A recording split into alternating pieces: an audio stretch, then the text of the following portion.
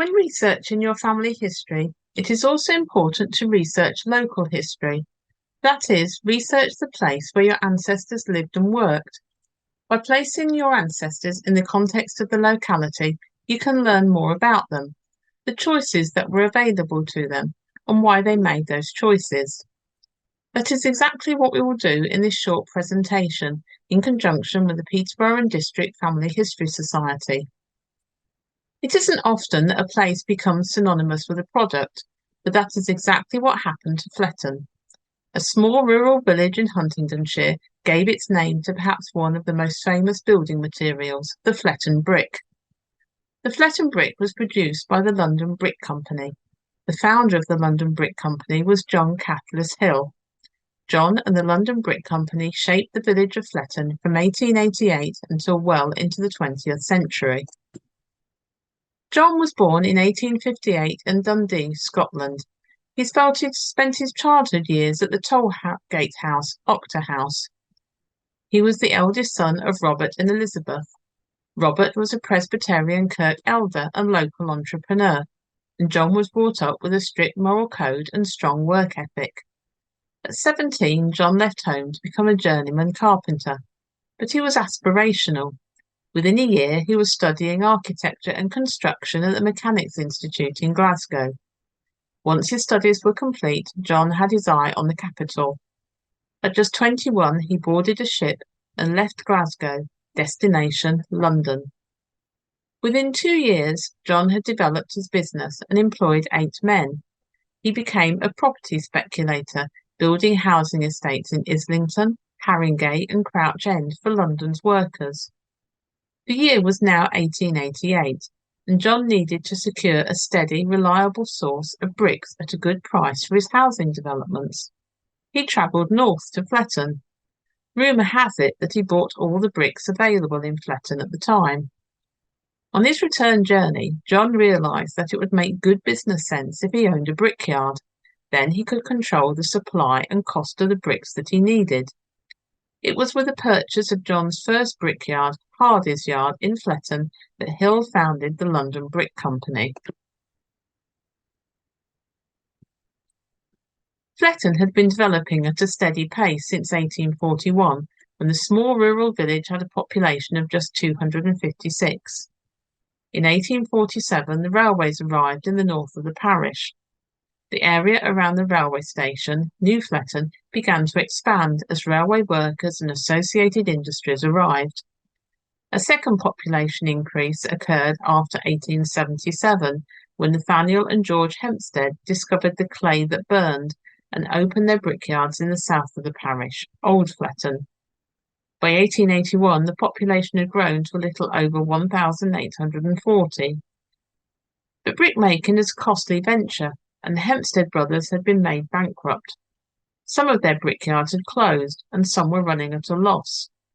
By a process of purchases and mergers, John gradually bought other brickyards in Fletton.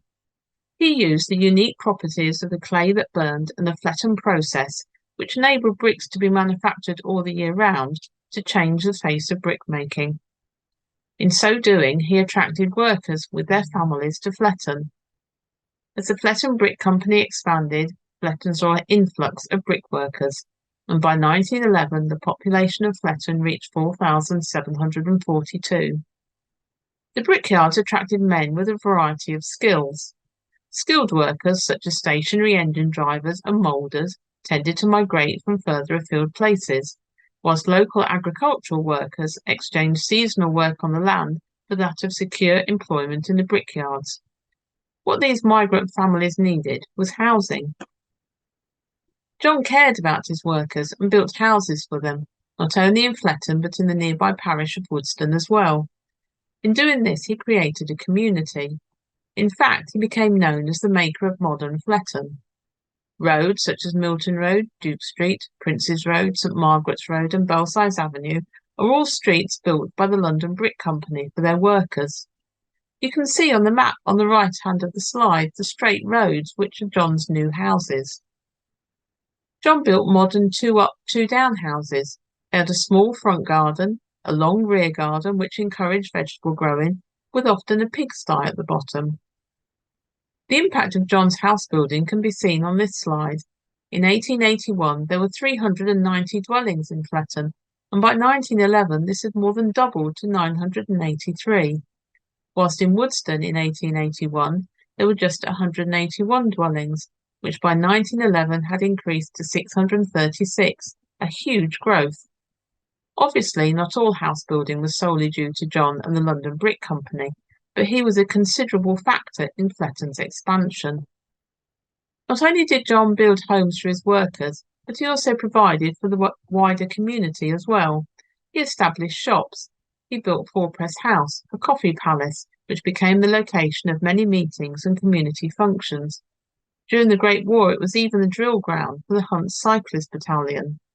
He contributed to the building of Fletton School, known affectionately as the School on the Hill. He provided funds for an extension at St Margaret's Church, and he supported the building of the United Methodist Chapel on Fletton Avenue. In terms of its growth, Fletton was quite unique. Not only were unmarried men attracted to work in the brickyards, but married men, together with their families, were also drawn by the opportunities available. This arrival of families brought an abundance of female labour, and it had a knock-on effect.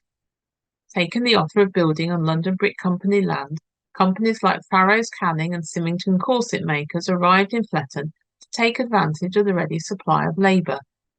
John and the London Brick Company were an all-pervading influence in Fletton. At a high in 1901, 28.4% of all household heads in Fletton were employed in the brickyards. But of course, the real number of men and women who were employed in the brickmaking industry was far higher. John influenced every aspect of life in Fletton for his workers through his active role in both local and regional politics. Although he never lived in the area himself, his mother and father lived on London Road and were his eyes and ears in the Fletton community. But brickmaking is a precarious business, reliant as it is on the boom and bust of the house building industry. John built his empire on loans, and when these were called in 1912, he was declared bankrupt and sadly died a few years later. But despite his bankruptcy, the London Brick Company survived and flourished, and John's legacy lived on. In 1926, director Malcolm Stewart merged the London Brick Company with another notable brick producer, Forders Limited, and in 1936 the name of the company was known simply as LBC. After the Second World War, bricks were in great demand to rebuild Britain, but due to hostilities, LBC had closed 20 of its brickworks, leaving only 5 or 6 in production. To restart production, migrant workers were once again required.